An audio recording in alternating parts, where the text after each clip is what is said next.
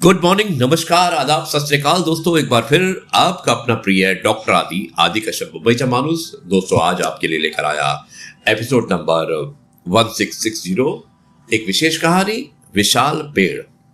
मुझे उम्मीद है कि ये कहानी आपको पसंद आएगी। जाइएगा मत, सुनाता हूं इस कहानी को और मिलते हैं एक ब्रेक के बाद। करते हैं विश्लेषण, इस कहानी से हमने क्या सीखा, क्या खोया। धन्यवाद। विशाल पेड़।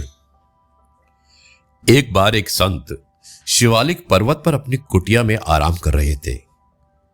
तभी उन्हें कुछ दूर पर एक विशाल वृक्ष दिखाई दिया। वो इतना बड़ा था कि दूर दूर तक केवल उसी पर नजर जाती थी। वृक्ष को देखकर संत के मुंह में सहसा निकला कि इतना विशाल भी कोई वृक्ष हो सकता है, जिसकी छांव में राहगीर अपनी थकावट मिटाते हैं। ये किस प्रजाति का होगा, वो सोचने लगे और फिर वो उसका परीक्षण करने के उद्देश्य से वृक्ष के नजदीक पहुंच गए। उन्होंने स्वयं से कहा कि जरूर ही इसकी लकड़ी बहुत अच्छी किस्म की होगी। ये पेड़ के चारों ओर घूमे तो उन्होंने देखा कि हर ओर उसकी शाखाएं टेढ़ी मेढ़ी हैं। उन्होंने सोचा कि इस वृक्ष की शाखाएं तो इतनी ज्यादा मुड़ी हुई हैं कि उनमें से एक नाव तक नहीं बनाई जा सकती, और पेड़ के तने में इतनी गांठें हैं कि उनमें एक लकड़ी का तख्त तक तैयार नहीं किया जा सकता। फिर उन्होंने पेड़ का एक पत्ता तोड़ा और उसे मुंह में डाला तो उन्होंने उसे तुरंत थूक दिया। पत्ता इतना कड़वा था कि उनके पूरे मुंह का स्वाद ही कोड़ा हो गया, और पत्ते की तेज गंध और तीखेपन ने उनके जीभ और होंठों को छील दिया।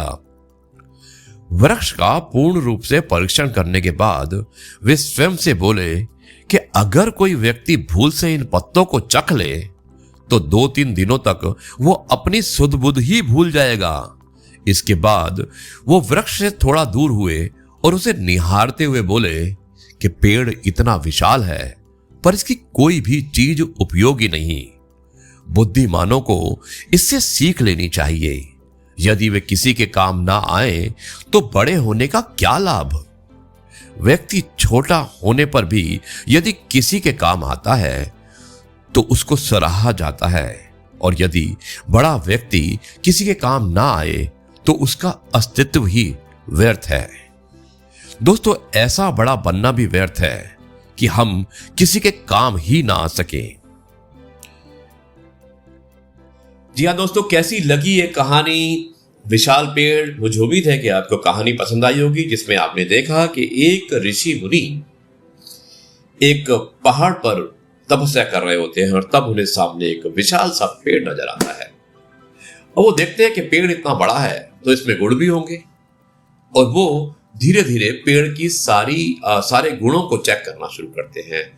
पत्ते तोड़ते हैं तो उन्हें कड़वे नजर आते हैं, टहनी तोड़ते हैं तो उन्हें कच्ची नजर आती है।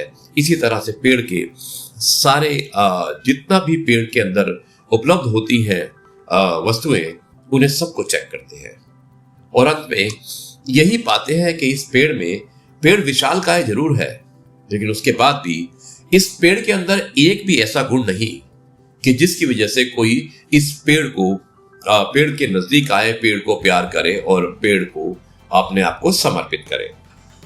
तो दोस्तों, इस कहानी से यही शिक्षा मिलती है कि जरूरी नहीं है कि आप बड़े हैं, आप विशाल हैं तो आप अच्छे होंगे। अगर आप छोटे हैं और आपके अंदर गुण अच्छे हैं तो आप छोटे होने के बाद भी बड़े विशाल पेड़ से ज्यादा बड़े हो सकते हैं। इसलिए अपने गुणों को बनाइएगा, अच्छा व्यक्ति बनिए, अच्छा इंसान बनिए, अच्छे संस्कार लाइएगा, अच्छे गुण दीजिएगा और आपको सभी लोग प्यार करेंगे। अब मैं इस कार्यक्रम को यहीं पर समाप्त करता हूं और कल आपसे एक बार फिर से मुलाकात होगी कुछ नई बातों के साथ। तब तक के लिए आपसे कहता हूं जय गुरु जी, शुक्राना गुरु जी।